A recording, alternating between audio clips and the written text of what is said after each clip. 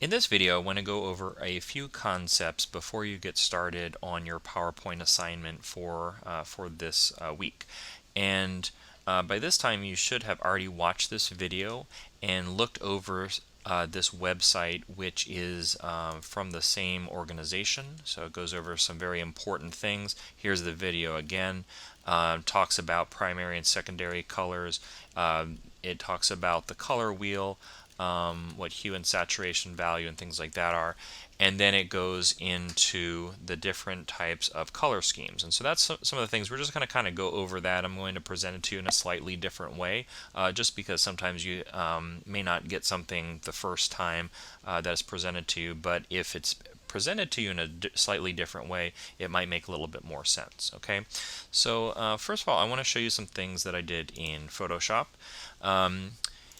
Let's see, here I created a color chart, and just to kind of better understand what we're really talking about here, when we're talking about color in general, when we talk about things like purple, blue, green, yellow, things like that, we're talking about the color's hue, H-U-E, okay?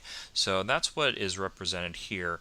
And then as you add darkness to it, we're going to call those shades. And as we add lightness to it or whiteness to it, we call that a tint, okay? Now, what can be a little confusing about this is that if you go and do some research on your own, you're going to see different things in different places. Okay, so here I'm talking about tint and shade, but if you go back to that website, then they're going to be talking about things like value and saturation, and that's really because color theory, which is the understanding of how colors work together, there are two different worlds. Okay, there's the online, the digital world, which is really what we are mainly dealing with here in this class.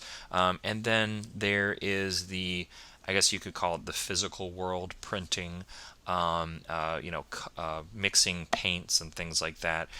If you think about it, painting has been around for much, much longer than digital. So a lot of the information out there is going to talk about shades and tints.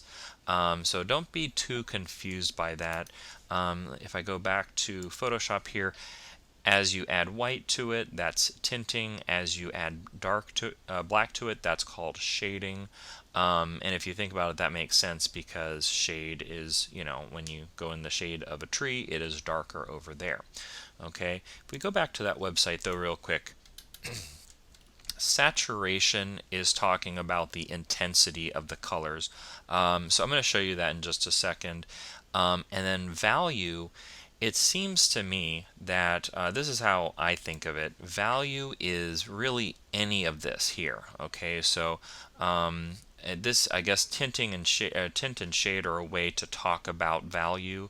So value is from all the way to the top with the black, all the way down to almost white. Okay, so let's talk about saturation. That is how much vibrancy is in a color. So I'm going to show you in Photoshop how we can lower the vibrancy, or I should say how we can lower the saturation of something. Okay, so first what I have to do is I have to convert this to a smart object, and if I go up here to adjustments and I go to hue slash saturation, you can see here there is a saturation level. Okay, and right now it's at 0. That means that everything is just normal. Okay, if I bring this down, watch what's happening to the colors. They're becoming less vibrant. Okay, and if you take the saturation all the way down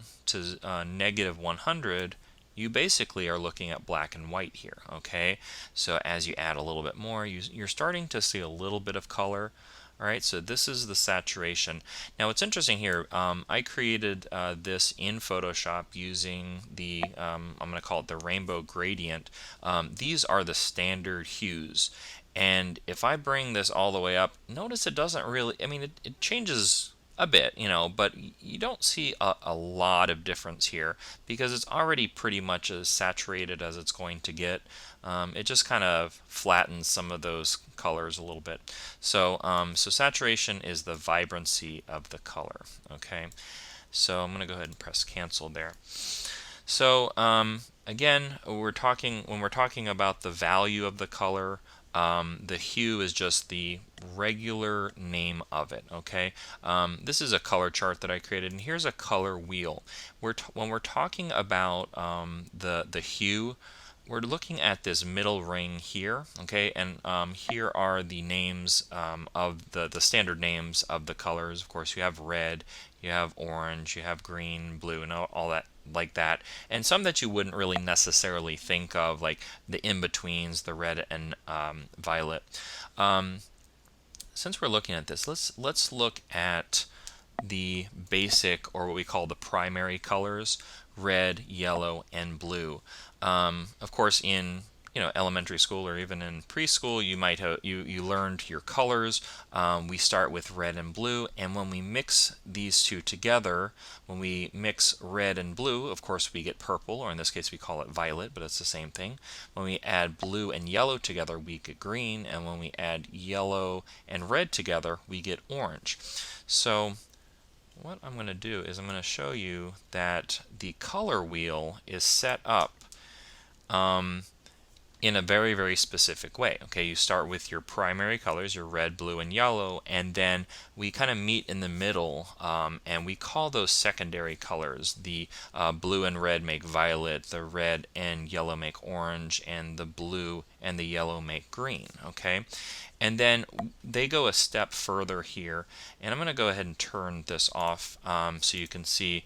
Then they have the in-between, or what's known as tertiary colors. That's when you add violet and red together. So basically you're just taking the two that are next to each other and you just add those together and you combine the names. So blue and green make blue green, yellow and green make yellow green, etc. Okay,